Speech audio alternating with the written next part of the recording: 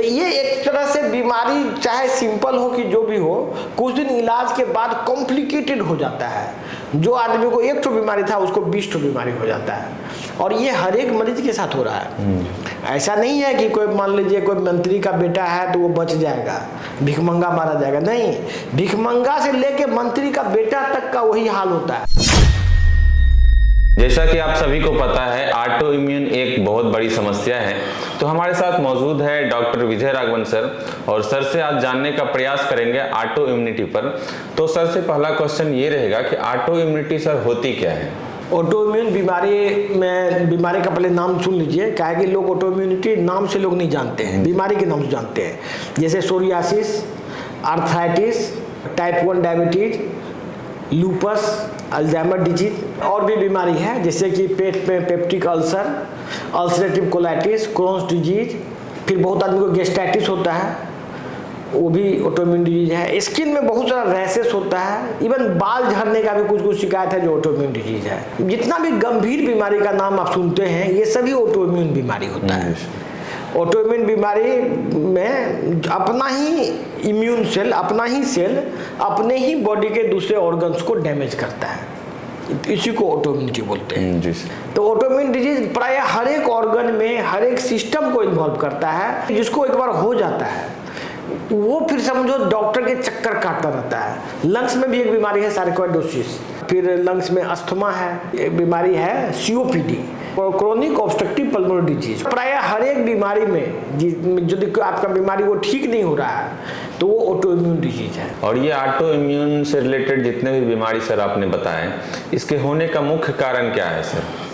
Abnormal bacteria grow कर जाता है। वो बैक्टीरिया पेट में क्या करता है, लाइपोपॉलीसैकेराइड सीक्रेट करता है, और वो फिर ब्लड से ट्रेवल करके जहाँ जहाँ जाता है, इम्यून सेल उसको लाइपोपॉलीसैकेराइड को एज ए एंटीजन मानता है, मतलब उसको दुश्मन मानता है। उसको लगता है इम्यून सेल को कि ये जरूर बैक्टीरिया से आया है तो ये पैथोजन है, और वो लाइपोपॉलीसैकेराइड इंटेस्टाइन में बैक्टीरिया बनाता है और वहाँ से वो पूरे बॉडी में ट्रेवल कर जाता है, और जहाँ जहाँ वो जाता है वहाँ वहाँ अपना ही इम्यून सेल उसको अटैक करता है। और क्योंकि लाइपोपॉलीसैकेराइड बहुत ज़्यादा मात्रा में बना लेता है कोई आदमी, तो उसमें बहुत ज़्यादा इम्यूनिटी डेवलप कर जाता है। इवन मोटापा भी ऑटोइम्यून डिजीज है।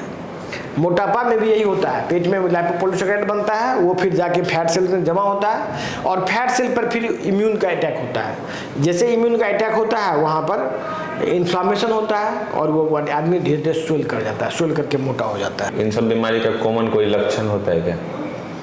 एलर्जी है ये बॉडी में एलर्जी होगा, रैश होगा, नोचेगा, कोई भी चीज़ से हाइपर सेंसिटिव हो जाएगा बॉडी, जैसे सांस लेगा तो उसको खांसी होने लगेगा, इस टाइप का उसको समस्या होगा। लंग्स में होगा, जिस भी ऑर्गन में इन्वॉल्वमेंट होगा वो ऑर्गन पूरा डिस्ट्रॉय हो जाता है इसमें। क्या ऑटो इम्यून की बीमारी जो है सर, वो सब एक ही जैसा होता है या फिर अलग अलग?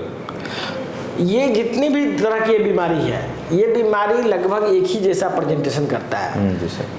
शुरुआत में वो कहीं पर रैश हो जाएगा, फेस में रैश होगा, कभी माथा में रैश होगा, बाल उड़ना शुरू होगा, फिर धीरे धीरे इंटरनल ऑर्गन को डैमेज करना शुरू करेगा।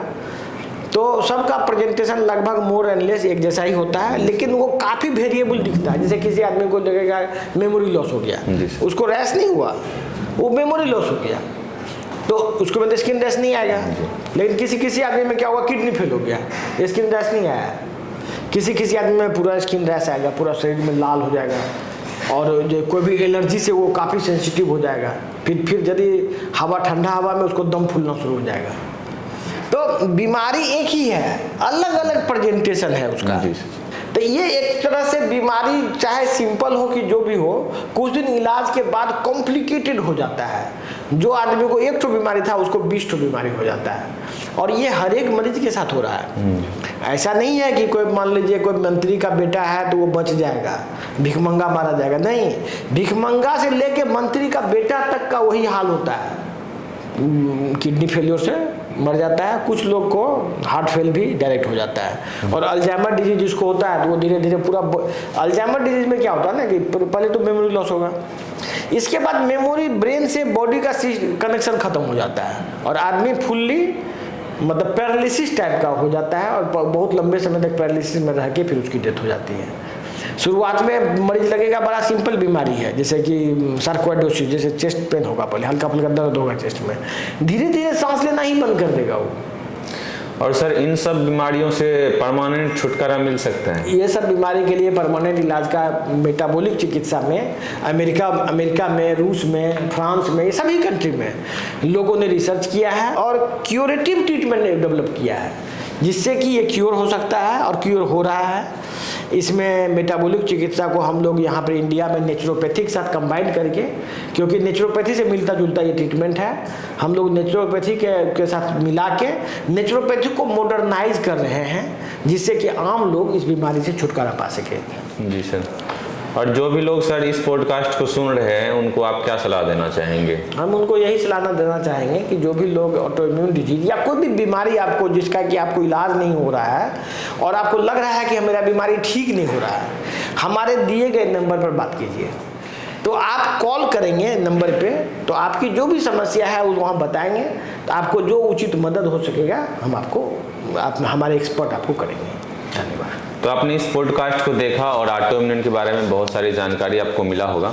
अगले वीडियो में फिर से हम लोग ऑटो इम्यून पर चर्चा करेंगे। तब तक के लिए धन्यवाद।